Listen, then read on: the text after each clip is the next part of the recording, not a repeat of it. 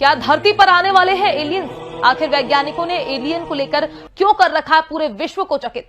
क्या एलियन से बात करते हैं वैज्ञानिक? आखिर क्यों उठ रहे एलियन और वैज्ञानिकों के बीच संवाद के प्रश्न? हम बताएंगे आपको इससे जुड़ी हर बड़ी जानकारी जो कर देगी आपको भी चकित। सोचिए अगर ऋतिक रोशन की एलियन वाली फिल्म सच हो जाए, वास्तव में मानव एलियन से बात करने लगे और उनकी शक्ति का उपयोग करने लगे, तो हैरानी जरूर होगी। लेकिन जापान के वैज्ञानिकों ने इसी एलियन को लेकर कुछ ऐसे दावे किए हैं जो वास्तव में चौंकाने वाले हैं।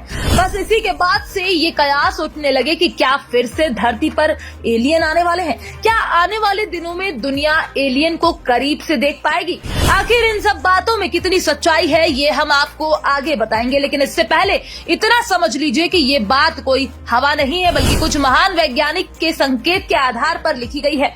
दरअसल जापान के दो प्रोफेसर मसाकी मोरिमोटो और हिताशी हिराबायाशी ने एक ऐसा खुलासा किया है जिससे दुनिया भर के लोग हैरान हो गए हैं। उनका कहना है कि 40 वर्ष पहले जो संदेश एलियन को भेजा था, अब उसका जवाब बहुत जल्द आने वाला है। अब 40 वर्ष पहले क्या भेजा गया था और क्यों, और सबसे अहम बात, आखिर एलियन को कौन सी भाषा आती है जिस भाषा में वैज्ञानिकों ने संदेश भेजा है? तो चलिए इसको हम सिलसिलेवार समझते हैं। दरअसल जापान के दो प्रोफेसर ने 1983 में एक मैसेज हेलो क्या वहाँ कोई है भेजा था। अब करीब 4 दशक बाद इसका जवाब आने की उम्मीद जगी है। अपनी पृथ्वी से 16.7 प्रकाश वर्ष दूर स्थित अल्टेयर से 4 दशक बाद जवाब मिलने की उम्मीद नजर आने के बाद तमाम वैज्ञानिकों के चेहरे खिल उठे हैं। अब ऐसे में ये भी समझ लीजिए कि हम जहाँ की बात कर रहे हैं वो कहाँ स्थित है।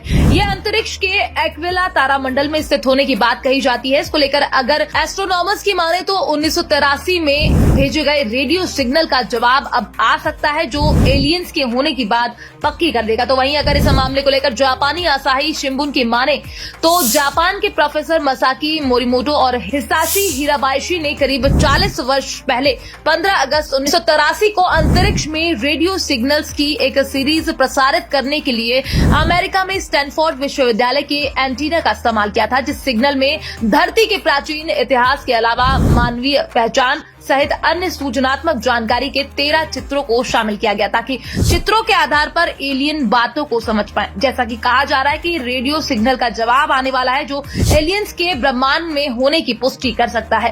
तैयारी के मद्देनजर अब होंगो विश्वविद्यालय में शिन्या नूरसावा के नेतृत्व में एक टीम 64 मीटर व्यास वाला एंटीना लगाने की तैयारी कर रही है। नागानो प्रांत के साकू में ये एंटीना लगाया जा रहा है। ये एंटीना उन रेडियो संकेतों की निगरानी करेगा जो 1983 के संदेश की प्रतिक्रिया यानी जवाब प्राप्त करेंगे। फिलहाल वैज्ञानिकों के अनुमानित कितने सच साबित होंगे ये आने वाले दिनों में साफ जाहिर हो जाएगा, लेकिन इतनी बात तय है कि अगर ये अनुमान सही साबित हुआ तो विश्व स्तर पर विज्ञान के क्षेत्र में बड़ा परिवर्तन आ सकता है। फिलहाल एलियन वाली इस खबर को लेकर एक सोशल मीडिया यूजर्स का कहना है कि आप या हम कोई बीमार होता है, डॉक्टर के पास जाते हैं तो डॉक्टर ब्लड टेस्ट कराता है।